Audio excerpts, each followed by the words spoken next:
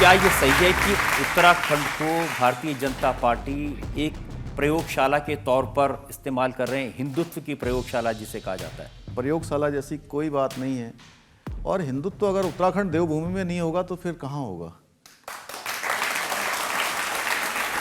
देखिए, आपके बारे में बात इसलिए कही जाती है कि आपने कोई ये पहला काम नहीं किया। पहले आपने 3,793 मज़ारों को आइडेंटिफाई किया और उनको नेस्तनाबूद ने करवा कहा है कि उत्तराखंड में जो अतिक्रमण है, धार्मिक चीज़ों को आगे रखकर इंक्रोचमेंट किया है, अवैध रूप से कब्जा किया है, अतिक्रमण किया है, सरकारी ज़मीनों को कब्जाने का काम किया है। इस अतिक्रमण को कौन वैध ठहरा सकता है? बताइए आप लोग, अतिक्रमण पर कार्रवाई होनी चाहिए कि नहीं होनी चाहिए? अब मुझे लग रहा है उतने भोले नहीं हैं आप जितने मुझे दिखाई दे रहे थे, क्योंकि आप कह रहे हैं कि अतिक्रमण हुआ, लेकिन अतिक्रमण आपको सिर्फ मज़ारों पे नजर आया और आपने इसको नाम दिया लैंड जिहाद। अतिक्रमण को कोई जाज नहीं ठहरा सकता है। जहाँ पर मज़ारें बना रखी हैं, मज़ारों को जब हटाया गया, वन भूमि पर है, रेवेन्यू की भूमि पर है, सिंचाई विभाग की ज़मीन पर है, पीडब्ल्यूडी की ज़मीन पर है, अन्य ज़मीनों पर जो सरकारी भूमि है उसके नीचे जब खोदा गया तो कोई भी अवशेष नहीं मिले हैं। तो ये था छदम, इसलिए हमने इसको लैंड जिहाद की संज्ञा दी। इसमें कानून तोड़ने का भी काम हुआ है। ओवैसी साहब तो कानून के जानकार हैं। उन्होंने कहा जो चीज़ आप मुझसे छीनने की कोशिश कर रहे हैं वो मेरी चादर है, वो मेरी मस्जिद है, और हम किसी भी हालत में अपनी किसी मस्जिद को शहीद नहीं होने देंगे। मस्जिद है, मंदिर हैं, गुरुद्वारे हैं, ये हमारे लिए सब बहुत ही पूज्य स्थल हैं, लेकिन उनके बनाने का भी तो कोई स्थान होगा, कोई स्थान उनका तय किया जाएगा, या कहीं पर भी केवल कब्जा करने के लिए बना दिया जाएगा। इसको तो कोई भी सही नहीं ठहराएगा। तो अगर गलत जगह पर बने हैं तो उनको अतिक्रमण की श्रेणी में माना जाएगा और अतिक्रमण हटाया जाएगा। ये हमने अभियान शुरू कर दिया है।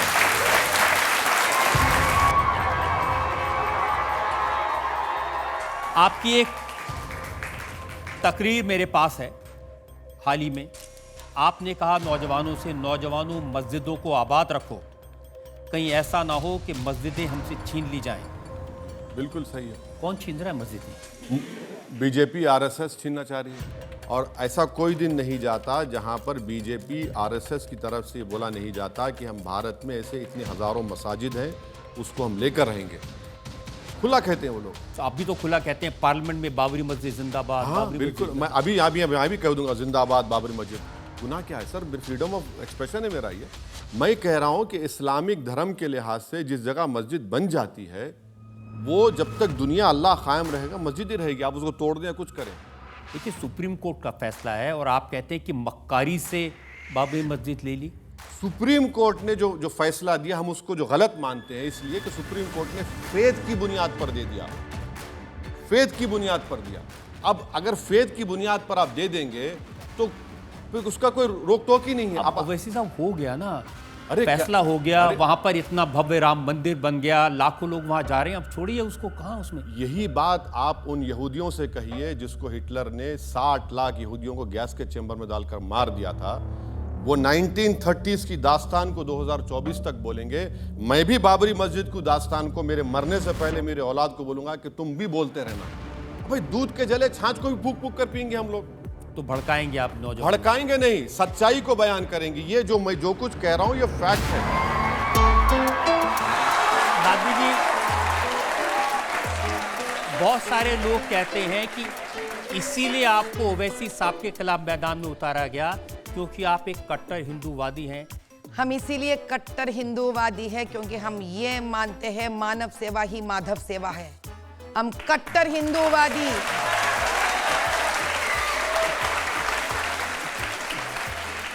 हम कट्टर हिंदूवादी इसलिए है कि हम मानते हैं धर्मो रक्षति रक्षितः।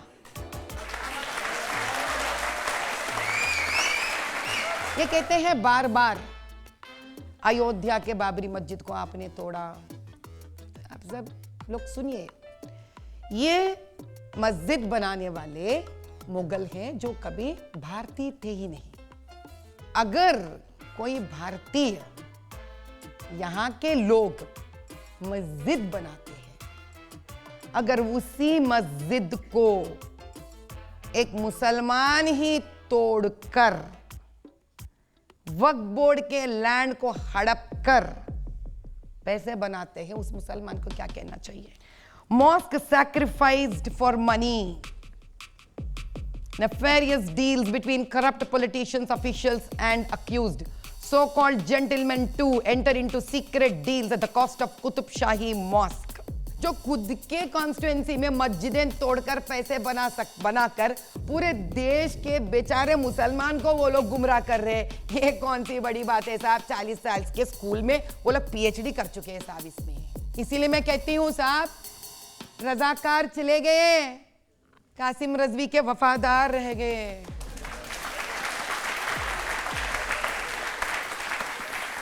साहब जब तक ये भी चले नहीं जाते इस देश से, यहाँ के मुसलमान का तरक्की नहीं होती है साहब, मैं बता रही हूँ। तो कहाँ भेजेगी आप इन्हें? ये हार जाएंगे, सिर्फ यहाँ पे नहीं, सिर्फ हैदराबाद लोकसभा पार्लियामेंट में ही नहीं, भारत देश में जहां जहां ये जा रहे हैं ना, हिंदुओं पूरे और मुसलमान भी पूरे एकत्रित हो जाएंगे और इनको हरा कर रहेंगे देश में। और मुसलमानों को वोट नहीं मिलेगा उस कॉन्स्टिट्यूंसी में, तो कैसे जीतेंगे?